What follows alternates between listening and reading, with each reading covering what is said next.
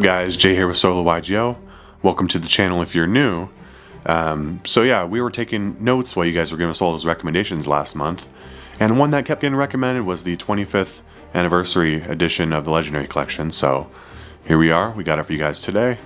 We'll be opening this up and hope you guys enjoy it. We'll talk about the cards and get into nostalgia. As you know, we'll be doing GOAT format here on the channel, so there's a lot of cards we'll potentially use or give to local players who are interested in playing with us.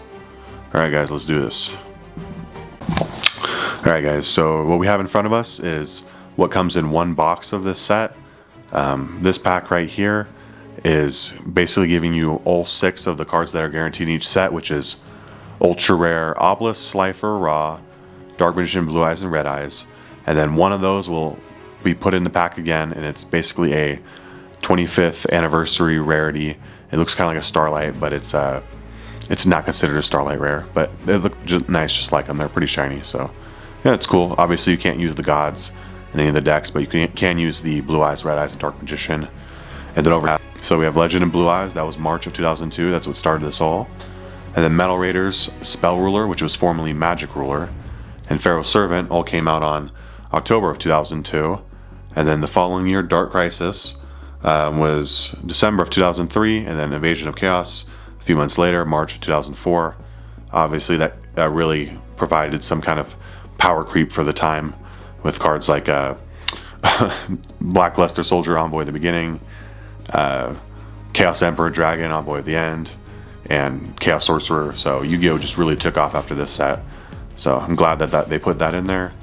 Yeah, Magic Ruler was renamed to Spell Ruler because these 4 sets, which had magic cards, had to change to spell cards because Konami was trying to avoid a lawsuit with Wizards of the Coast in 2003. So they did that preemptively and changed that over. So that's why everything says spell cards today. Cool to know. Alright, so without further ado, we'll go from newest to oldest and we'll open all these up. Alright guys, first pack, Invasion of Chaos.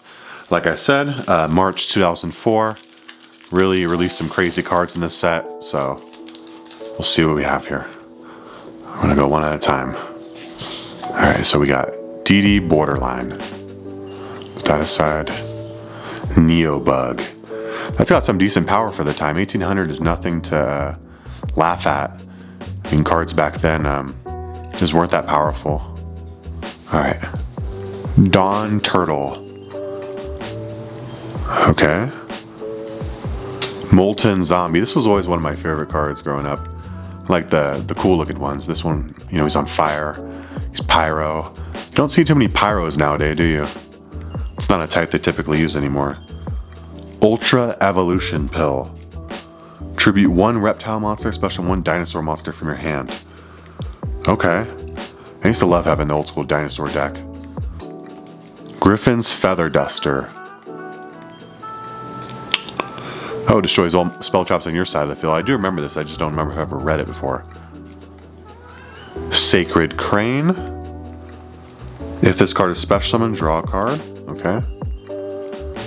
DNA Transplant. Yeah, this is a decent floodgate that comes in and out. Activate by declaring 1 monster attribute. All face-up monsters become that attribute. Might have to put that in a staple binder. And Primal Seed. Okay. So let me take a look at these cards again. Yeah, Ultra Evolution Pill was the rare, so you were guaranteed 1 rare, but you were not guaranteed a holo back then. Good to know. Alright, so we'll move on to the next pack.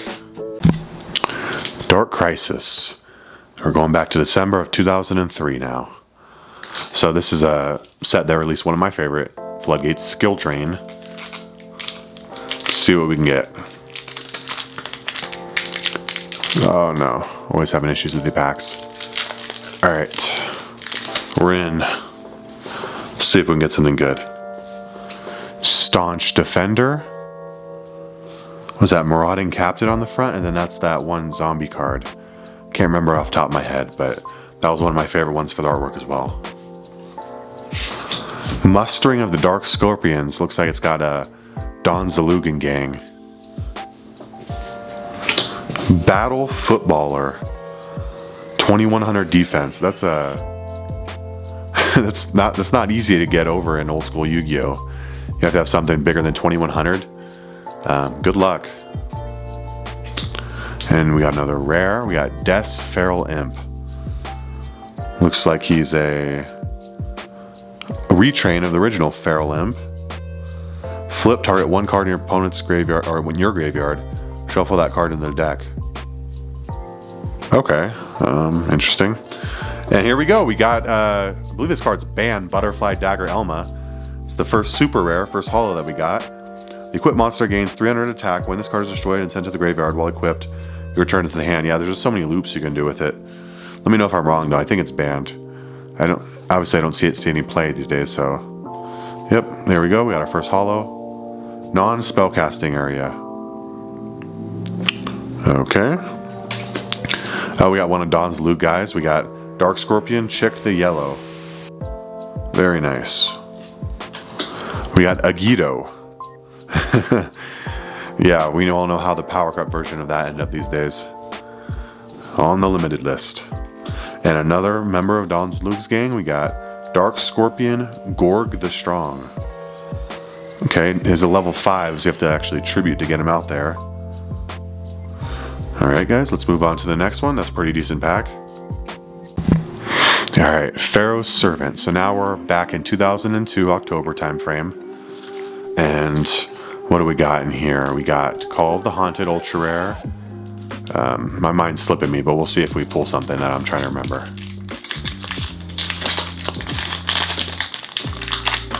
Oh no. Here we go. These cards are so nostalgic. I remember these like it was yesterday. Shadow of Eyes. Enchanted Javelin. This was always a cool one I played when I thought it was good. Basically, just increase your life points by the attack of one attacking monster. There's definitely better cards to play than that, but... Reign of Mercy. Increase life points of both players by 1,000 points. I guess that could be used in Nurse Burn decks or Bad Reaction to Samochi. We got Gust. Cool, love the artwork. Holding on for dear life. And then we have a rare for this pack. We have Monster Recovery. Okay. Cool. Armored Glass. Earth Shaker. Okay. Sorry, I'm going a little slower because I'm remembering all these cards back in the day. Kisi Tai. A little worm looking guy, all curled up. Looks like he's literally giving the middle finger. That's not nice, man. Alright, and then we have Gamble. Oh yeah, so this is one of the first gambling cards per se, where you had to flip a coin or roll a dice. Toss a coin and call heads or tails. If you call it right, draw until your hand has 5 cards. If you call it wrong, skip your next turn. Card's busted. Oh, you can only activate this card when your opponent hand has 6 or more cards, and your hand is 2 or less. Okay, so there's some some requirements we didn't read over. That's why you gotta read your cards. Alright, next pack. Alright, we got Spell Ruler, formerly Magic Ruler. Another one from October of 2002. This one had the Blue Eyes Toon Dragon as a secret rare, so hopefully we can pull that. That'd be really awesome. Alright, we got Curse of Fiend. Very nice artwork. Looks like he's worshipping some kind of fiend or statue of some sort. Giant Turtle Who Fiends on Flames. You gotta love the names of these old cards. Simpler time, simpler artwork, simpler names, simpler everything. He's a level 5, so you have to tribute summon him to get 1400 attack, 1800 defense. Definitely not practical even by that, standards back then, so. But nevertheless, we love this card. He looks awesome. So yeah, too much time on that guy. That being said, Snake Fang. Pretty cool, I remember that card. Spear Cretin. Looks fairly friendly, doesn't he? He's a fiend flip effect. Okay. Giant Germ. I used to love this card. It lets you summon some more from your deck as well as burning So recruiting, right? Recruiting was a big term used back then. When this card is destroyed by battle and sent to the graveyard and inflict 500 damage to your opponent, then you can special summon any number of giant germs from your deck and face-up attack position. So I'll let you get a little bit of advantage. Not a bad card, used in those burn decks as well. And then Upstart Goblin. Such a great card. Limited to 1 today. Semi-limited during GOAT format. Just helps you thin your deck. Your opponent gets 1,000 life points, but you know, who doesn't like thinning their deck to get their power cards? So Upstart Goblin, really good. As a common, it looks kind of weird, but I have the first edition commons from Magic Ruler, but I guess it's the lighting of the card that's just so different, throws me off. The commons back then didn't look as, you know, kind of bleh as they do today. I guess the colors are more vibrant, but you know, you like that old school dark coloring when you're looking at these old cards. All right, Sonic Bird. Yeah, I remember this. I remember my dad buying me packs as a little kid and seeing I pulled this card. He's really cool. He's got a nice looking glare in the back, a little rocket on his back. And there's not really much to say about these cards other than talk about their artwork because they don't really do much. But we love them nonetheless. This is where it all started, so. Yeah, and we got Crab Turtle. Oh yeah, another card that came out of this set was, because I believe this introduced a lot of the rituals in this time period, was Hungry Burger, which as we know has a bunch of new support today, so that's pretty cool. If we pulled a Hungry Burger, that would have been nice, but they just got reprinted as super rares in Wild Survivors, so yeah, hopefully we'll pick up some of those and make that deck for you guys. Crab Turtle though, awesome. I used to love this card too. Back when you used to play Yu-Gi-Oh! And you just slap the card on the table, whoever had the highest attack won because you didn't know how to play. Just too young to understand the rules. And Crab Turtle always won me games. And then Red Archery Girl. Wasn't she a honorary Toon Monster in Pegasus' deck? Or am I not remembering correctly? But 4 stars, 1500 defense, 1400 attack. She was always decent if you couldn't get your hands on any of the bigger ones that are, you know, no tribute beaters in your deck. So yeah, that's pretty cool. Move on to the next one. We got 2 more. All right, guys, Metal Raiders, one of my favorite sets. It's got the Mirror Force, which I own a first edition one of. What else does it have? It's got so many cards. I wish I would have looked at a card list before this, but yeah, Metal Raiders is really good. Rock Ogre Grotto #1. Yeah, I remember this guy. Not the best, but nevertheless, he looks awesome. His description says, protected by a solid body of rock. This monster throws a bone-shattering punch. Okay. Mushroom Man #2. This guy was used as a tech card out Mystic Mine, right? What's he do again? A player controlling this monster loses 300 life points during each of his or standby phases. When this card is face up on the field, control of this card is shifted to your opponent by paying 500 life points at the end phase. Okay, all right, so yeah, that's how he outed it. You can give them the same amount of monsters as you or yourself, or basically you put them under Mystic Mine and you are not. So, yep, I will definitely add him to the stable binder in case that card comes back. Lava Battle Guard. Oh yeah, now we're talking. Him and Swamp Battle Guard were 2 of my favorites. Love seeing these guys in the old school anime too. Very impractical to get out on the field, of course. They're level 5s and they don't even have that much attack, so. But nevertheless, these cards were awesome. These cards were badass on the TV show, so definitely take that. Labyrinth Tank, okay. Another one. I remember him along with Crab Turtle were 2 of my favorites. Just a slap on the table, basically playing a game of war with Yu-Gi-Oh cards. Yeah, this card's awesome. And they also didn't they retrain this? Yeah, they retrained this too with the Labyrinth cards. All right, and then we got a rare for this one. We got Muka Muka. Very bad card. Unless you have like 10 cards in your hand, but it gains 300 attack and defense for each card in your hand. So, unless you're planning to play around cards like Delinquent Duo and all that, and basically not put anything on the field until you hard draw this card to summon him, it's really not going to do that much. But that is how it went back then. So, Dragon Piper, very nice. If there's any other sets you guys want to see me open, just put them down in the comments below, and we'll try and get those for you. We're gonna do Wild Survivors here soon. Destroyer Golem. Okay, pretty awesome card.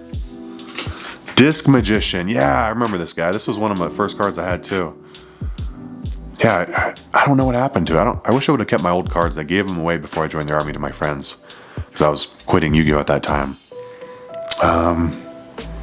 Yeah, the monster hides in a saucer and only appears when executing an attack. 1350. Remember when they used to put 50s in the attack of monsters? That's pretty cool. It's just very interesting. It's very, you know, cause a lot of headaches these days trying to figure out life points, but yeah, pretty cool. And then Ancient Elf, definitely remember this guy. This elf is rumored to have lived for thousands of years. He leads an army of spirits against his enemies. Okay. All right, guys, move on to the last pack, Legend of Blue Eyes. So this is where it all started, March 8th, 2002, in North America anyways. As you know, we're on the 25th anniversary, and 2002 was not 25 years ago, so a little over 23 for us now here in North America. All right, so let's see what we get. We're definitely hoping for ultra rare Blue Eyes White Dragon.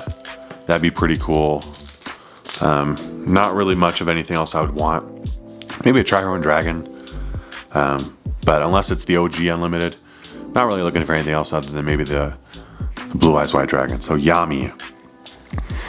Yeah, that's another thing we don't talk about enough, is that field spells have been power crept like none other from back then. Look at this, what this says. All Fiend and Spellcaster monsters on the field gain 200 attack and defense.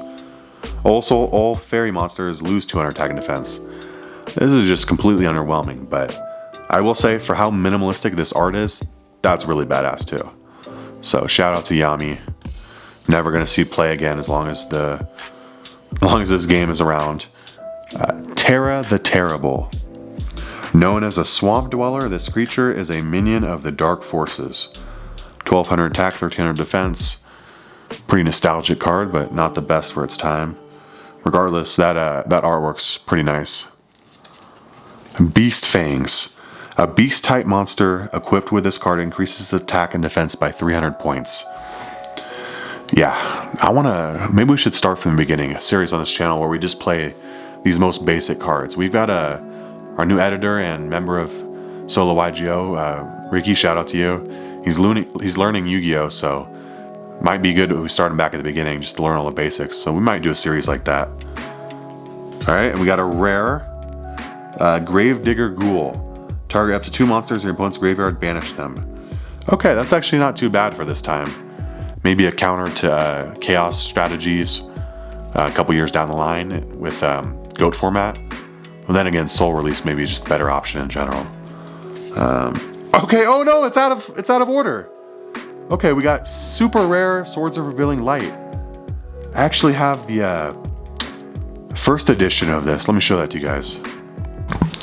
So yeah, here we are. We got the Unlimited LOB. We got the first edition LOB. So this is really taking us back to March of 2002. Obviously, this is when this went on shelves here. This is beautiful. You can see the difference in the cards. That's what I was saying about commons. If I'm gonna get a common, I want it to have this kind of tealish color.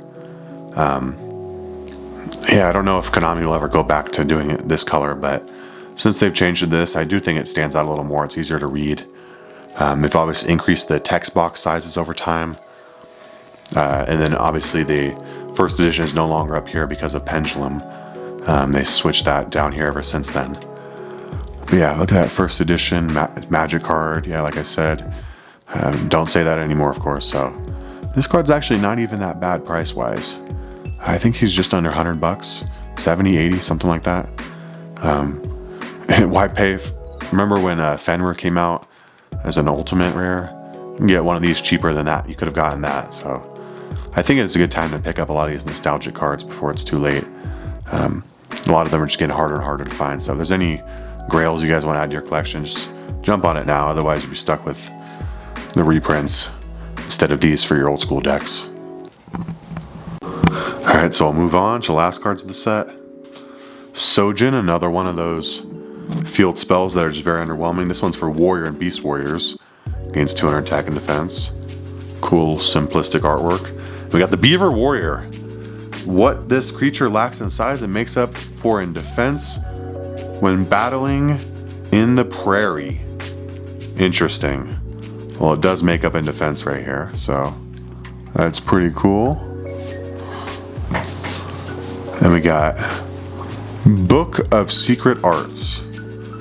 A spellcaster type monster. Yeah. Spellcaster type monster equipped with this card increases attack and defense by 300 points. Again, another impractical one, but cool card, nostalgic. And then I believe this one belonged to Joey Wheeler. For the last card of this video, for the packs anyways, we got Kagamusha of the Blue Flame. You know, he might not have an effect, he might not have much attack or defense, but serving as a double for the ruler of the Blue Flame, he's a master swordsman that wields a fine blade. And honestly, I love this card. This is so cool to look at, see these cards get reprinted again. I would have never thought that as, 26-year-old now, I'd be seeing these cards get reprinted from when I was a little kid. Alright guys, let's move on to the last pack to see what 25th anniversary edition we pull. Alright, here we go. So like I said, it's guaranteed that you get Obelisk, Slifer, Raw, Dark Magician, Blue Eyes, and Red Eyes, all as ultra rares. But we don't know what the 25th rarity is going to be. Alright, so we got Obelisk. Hopefully I don't give this away. Slifer. Actually, let's just remove this card till the end because I'm going to keep sliding it over. Winged Dragon of Raw, Blue Eyes, Dark Magician, Red Eyes. And to see what we got here. Nice, we pulled the best one. We pulled Blue Eyes White Dragon. I don't know what this is sitting at. I think it was around $20 or so last I checked, so yeah, it's awesome. We got the Blue Eyes. Alright guys, well if you made this far, thank you for watching all the way through. We'll be talking down in the comments. Hopefully I'll have some new video guys out for you guys soon. Different stuff. If there's anything specific you guys want to see added to the schedule, we'll talk about it and get it figured out. Sorry that, but hopefully we'll be having gameplay, deck profiles, box openings, market watches, and vlogs out regularly, so at least 5 videos a week on weekdays, and maybe some on the weekends when we get some extra videos out. So yeah, I hope you guys enjoy this, and peace out.